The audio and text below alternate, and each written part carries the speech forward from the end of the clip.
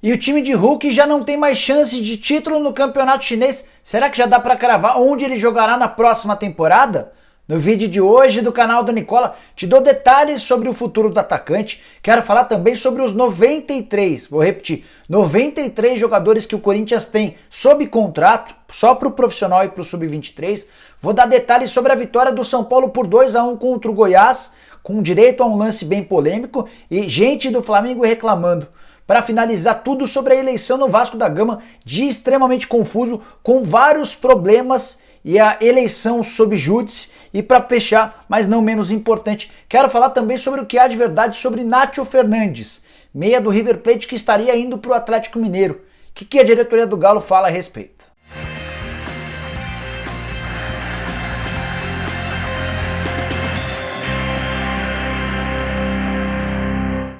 Fala aí pessoal, sou o Jorge Nicola, bem-vindos a mais um vídeo do canal, ótimo domingo a todos vocês. E antes de contar tudo que eu prometi agora há pouco, queria pedir para você se inscrever no canal, super simples, só apertar esse botãozinho vermelho de inscreva-se. Outra coisa bacana, o que você acha da ideia de, por pelo menos um mês, ter direito a um salário de jogador de futebol? Gostou, né? Pois saiba que todo mundo que se inscrever lá no canal da Full Trader Sports vai concorrer a esses 100 mil reais e ainda vai ter a oportunidade de aprender a ganhar dinheiro assistindo a jogos de futebol dentro de casa. Sim, o pessoal é especialista nisso e quer ensinar as pessoas a terem esse conhecimento. Então eu vou deixar na descrição desse vídeo um link, você vai clicar, vai se inscrever no canal do pessoal, vai concorrer a até 100 mil reais e ainda vai aprender a como ganhar dinheiro assistindo a jogos de futebol da sua própria casa. Quero começar o vídeo falando sobre o Atlético Mineiro e a possibilidade de mais um reforço. Seria o 13º reforço só na era Jorge Sampaoli. Recebi a informação ao longo do sábado de que o Atlético teria feito uma nova investida em relação ao Nátio Fernandes, meia de 30 anos de idade que pertence ao River Plate, jogador extremamente importante no time do Gallardo. Antes de te contar o que o Alexandre Matos, que é o executivo de futebol do Galo, me falou, quero fazer uma retrospectiva a respeito desse jogador. Jogador que chegou em 2016 ao River Plate, sempre como titular, peça-chave, um meio-campista moderno, faz gol, dá assistência, muito inteligente, cujo contrato está terminando. Vai só até junho do ano que vem, ou seja, se não vender o jogador agora e não conseguir renovar o contrato, o River Plate pode perder o Nátio de graça a partir da metade do ano que vem. Em outubro, de acordo com a imprensa argentina, o Atlético Mineiro chegou a fazer uma oferta de 4 milhões de dólares, que equivalem hoje a 21 milhões e meio de reais. O River Plate deixou bem claro que não o venderia e que só aceita fazer negócio por 8 milhões de dólares, que hoje equivalem a 43 milhões de reais. Conversei, como eu disse, com o Alexandre Matos e perguntei se existe a chance de o Nátio Fernandes ser contratado, se de fato o Galo havia feito uma nova investida. O Matos assegurou que não e prometeu, disse, jurou, que até essa segunda-feira, quando se encerra a janela de inscrições para atletas que atuam no exterior, que o Atlético não contrataria mais nenhum jogador. Ele entende que com esses 12 reforços contratados desde a chegada do Sampaoli, o Galo tem elenco suficiente para brigar pelo título do Campeonato Brasileiro. Vale lembrar que as duas últimas aquisições do Vargas, que ainda nem estreou, e do Zaratio, que já tem jogado, essas foram das mais caras. O Vargas chegou por 7 milhões de reais, apesar de ter só mais 2 meses de contrato com o Tigres, e o Zaratio se tornou o reforço mais caro da história do Galo. Bora falar sobre o Corinthians, que empatou nesse sábado em 1-1 com o Atlético Goianiense. Daqui a pouco te falo sobre o jogo. Antes quero dividir com vocês uma informação bem legal que o Rodrigo Vessone trouxe. O Corinthians tem nesse momento sob contrato 93 jogadores. E eu tô falando só de atletas do elenco profissional e do time sub-23, não estamos contando as categorias de base, muito menos atletas do time feminino. Como é que se dá essa divisão de 93 jogadores? É importante lembrar que nessa conta já estão o Gemerson, que já foi anunciado de forma oficial, e o Jonathan Cafu, que vai ser anunciado a qualquer momento. Ele já tem treinado desde sexta-feira no CT corintiano. São 93 atletas, sendo 38 no elenco principal, e isso inclui o Sid Clay, o René Júnior e o Iago, que não estão treinando com o restante do time, eles treinam à parte por opção da diretoria e da comissão técnica. Tem mais 18 atletas emprestados para clubes do Brasil e do exterior, ou seja, 38 mais 18, e a gente chega à conta de atletas somente vinculados ao elenco profissional. Tem mais 37 jogadores no time sub-23, sendo 4 jogadores emprestados. Número extremamente grande para um time que tem feito feio e que na temporada passada jogou muito pouco. O departamento financeiro do Corinthians adverte que esses garotos ganham pouco chegam por contratos experimentais, se derem certo são promovidos ao time de cima, se não, acabam não tendo o contrato prorrogado. De qualquer maneira, são 37 jogadores empregados para o time sub-23. A soma de toda essa galera, desses 93 jogadores sob contrato, equivale a um custo mensal de 15 milhões de reais, de acordo com o Matias Ávila, que é o chefe, que é o diretor do departamento financeiro. O Matias garante que nesses 15 milhões de reais, inclusive, já estão os encargos, ou seja, todos os tributos. De qualquer maneira, 15 milhões de reais fazem do Corinthians dono de uma das maiores folhas do futebol brasileiro. Bom, quero falar também sobre o jogo. Nesse sábado o Corinthians jogou com o Atlético Goianiense em Goiânia e empatou em 1-1. Saiu perdendo o gol do Oliveira no finalzinho do primeiro tempo aos 42. Já na etapa final, num pênalti, o Fábio Santos bateu aos 12 e marcou o gol do empate. Com esse gol, o Fábio Santos se tornou o terceiro maior artilheiro do atual elenco. Tem 15 gols. Foi o primeiro gol nessa nova passagem dele, mas o lateral esquerdo já tinha 14 gols marcados na passagem anterior. Ele tem menos gols apenas do que o Bocelli, com 17, e do que o Jô, que tem 48 gols marcados. Precisamos falar sobre o pênalti que garantiu o gol ao Fábio Santos. Pênalti inexistente. O zagueiro chega na bola, tira a bola primeiro, depois acerta o jogador do Corinthians. O árbitro, mesmo com o auxílio do árbitro de vídeo, acabou cometendo um equívoco. Equívoco que talvez seja consequência do erro contra o Corinthians na quarta-feira em jogo contra o América pela Copa do Brasil. Um pênalti absolutamente inexistente na oportunidade. O Piton colocou a mão na bola sem qualquer intenção. O árbitro decretou o pênalti e 1-1 impediu que o Corinthians fosse disputar com o América a classificação nos pênaltis. De qualquer maneira, voltando ao empate desse sábado, com esse ponto, o Corinthians pulou por 9º lugar, tem 25 pontos ganhos. Já o Atlético é o 13º com 23 pontos. Os dois já com 20 rodadas, com 20 partidas disputadas. O Corinthians, a partir de agora, tem apenas o Campeonato Brasileiro para disputar até o fim da temporada. Luan foi utilizado como titular, não fez um bom jogo e o Corinthians mais uma vez ficou devendo. Não foi um time intenso, não foi um time criativo e que deu muitas oportunidades de gol para o Atlético Goianiense. Outro jogo que aconteceu nesse sábado foi a vitória do São Paulo por 2-1 contra o Goiás no Morumbi, vitória de virada. Fernandão abriu o placar a favor do Goiás no comecinho da partida. O gol do Fernandão foi marcado aos 19.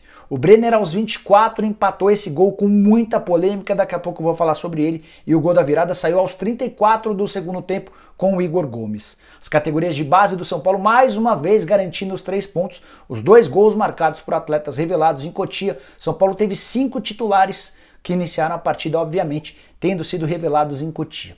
Por que deu tanta confusão?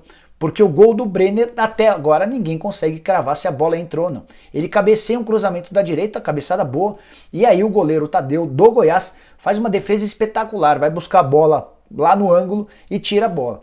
A grande dúvida é, a bola entrou ou não entrou? De acordo com o Bandeira, que acompanhava o lance, o gol foi legal, a bola acabou passando da linha, mas a visão do Bandeira não era das melhores. O lance foi validado pelo árbitro de vídeo, mas ao que parece, pelo menos até agora, não surgiu nenhuma imagem que confirme se a bola entrou toda ou não.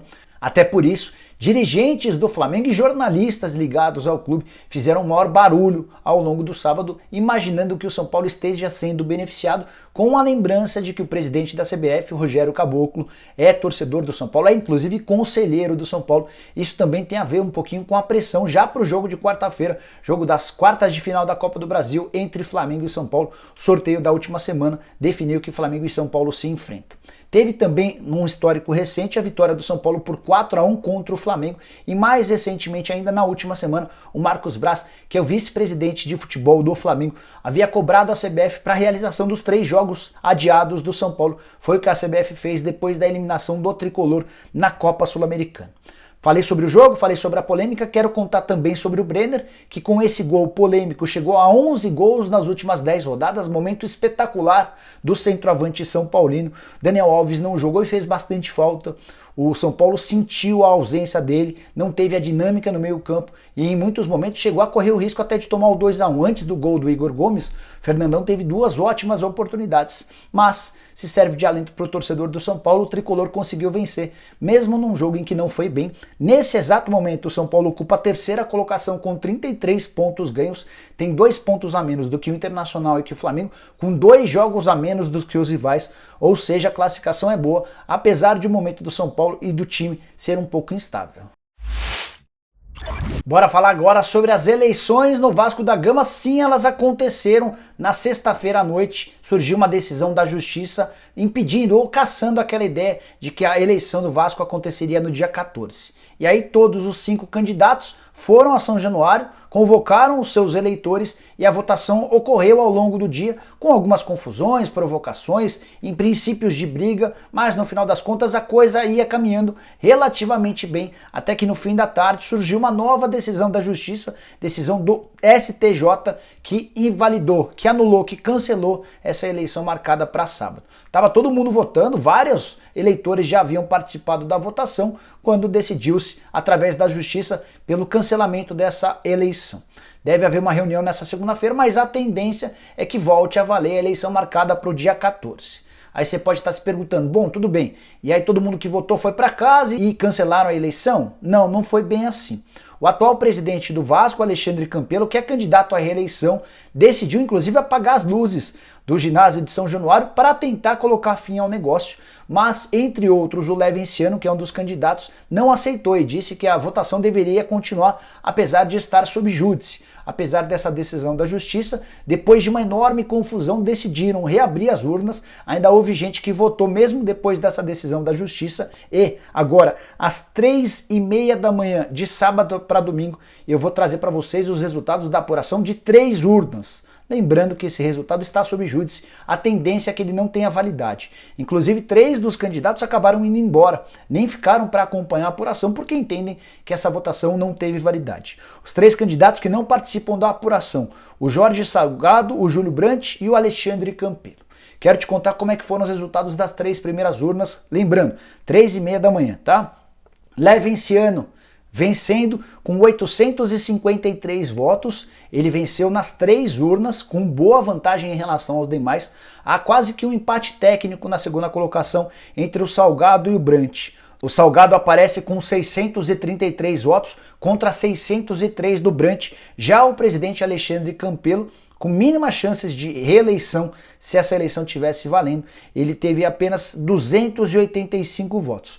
Tudo indicava que o Levenciano venceria, mas por conta dessa decisão da Justiça, a gente só vai conhecer o próximo presidente do Vasco no dia 14. Isso se não mudar, se não tivermos novas decisões na Justiça, uma grande vergonha para a democracia vascaína, mais uma mancha num dia no histórico do clube. Um Vasco tão grande, com tantos torcedores, com milhões de torcedores passando por esses problemas.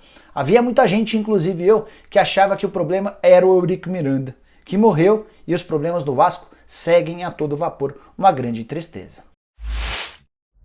Bora fechar o vídeo respondendo a uma série de perguntas sobre Hulk, atacante que está em fim de contrato no Xangai SPG. O contrato dele termina agora no dia 31 de dezembro e ele já deixou bem claro que não vai continuar no clube. O time dele já não tem mais chance de título do campeonato chinês, acabou sendo eliminado na semifinal, inclusive está disputando o 3º lugar.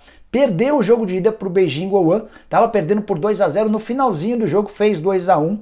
Na próxima quarta-feira vai haver o confronto decisivo para ver se o Xangai SPG será o 3º ou o 4º colocado. Aí você que é torcedor do Palmeiras ou do Atlético já deve estar esfregando as mãos, imaginando que na quinta-feira o Hulk está voltando ao Brasil para decidir seu futuro, certo? Não é por aí. É que o Xangai SPG ainda tem compromissos na Liga dos Campeões da Ásia, não disputou nenhuma das 6 partidas da fase de grupos, tudo por causa da pandemia, e tem também jogo da Copa da China, segunda fase. O jogo da Copa da China está marcado para o dia 26 de novembro contra o Changchun Yatai. Já os jogos da Champions estão marcados entre os dias 19 de dezembro e 4 de dezembro. Se o Xangai SPG passar para a próxima fase, é natural que o time continue jogando e o Hulk ainda tenha de ficar até o fim dessa temporada. Então você, torcedor do Palmeiras, torcedor do Galo, torcedor de qualquer time que sonha com a possibilidade de contratação do Hulk, vai ter de aguardar mais um pouquinho. O Xangai SPG está num grupo com o Yokohama Marinos, do Japão, com o Jeonbuk, que é da Coreia do Sul, e também com o Sydney da Austrália. Sydney FC para ser mais preciso. A tendência é que o Xangai SPG passe, os 2 primeiros se classificam para a próxima fase. Estou imaginando que esse time avance. E o Hulk só deve ter seu futuro definido um pouquinho mais para frente. São várias as propostas. Ele tem oferta para continuar na China, tem oferta de pelo menos 5 países da Europa, mas no Palmeiras, e aí está a novidade, há um otimismo bom, grande, em relação à possibilidade de o Hulk realizar o desejo antigo de criança de jogar no seu time do coração. Importante, não dá para cravar que o Hulk tem acerto nem nada disso. São alguns sinais que o Hulk deu nas conversas com o presidente Maurício Gagliotti. É o presidente do Palmeiras que tem tocado essa negociação. Não há acordo, não há acerto, nada disso. São só alguns sinais, algumas mensagens que o Hulk tem passado de que pode haver um acordo com o Palmeiras. Além de realizar o sonho de criança, de jogar no time do coração, o Hulk ainda estaria mais perto dos 3 filhos. Ele se separou recentemente e a ex-mulher do Hulk trouxe os 3 filhos para morarem em São Paulo. Se ele for jogar no Palmeiras, vai poder estar mais perto das 3 crianças. Se, por exemplo, jogar em outro clube brasileiro, como o Atlético Mineiro, que já o sondou recentemente, ele vai ter essa viagem de pelo menos 1 hora de avião de distância em relação aos filhos. Se for jogar em Portugal, na Itália, na Alemanha, em qualquer país da Europa, vai continuar bastante distante dos filhos. A gente deve ter uma resolução, uma solução, uma definição sobre o futuro do Hulk somente em algumas semanas. O que eu posso te assegurar é que são várias as propostas para ele e o Palmeiras tem bastante otimismo. Bom, pessoal, eram essas as informações que eu queria dividir com vocês na manhã desse domingo. Espero que vocês tenham curtido o vídeo e deixem um like por aqui. Quem ainda não se inscreveu no canal do Nicola Super Fácil, só apertar esse botãozinho vermelho de inscreva-se. Bem importante, estamos quase chegando em 900 mil inscritos. Deem essa moral, deem essa ajuda. Prometo que quando a gente bater 1 milhão de inscritos, vou fazer uma live gigante para distribuir um monte de prêmios para vocês. Para lembrar também que nesse domingo tem live para todo mundo. A live vai acontecer depois dos jogos das 18h15. Então, acabando essas partidas das 18h15, cola aqui no canal, vamos bater papo. É aquela live em que você pergunta, eu respondo. O que eu não souber via WhatsApp, vou encaminhando as perguntas para as minhas fontes e vou contando para vocês. Fechado? Espero vocês de noite. Tchau, tchau!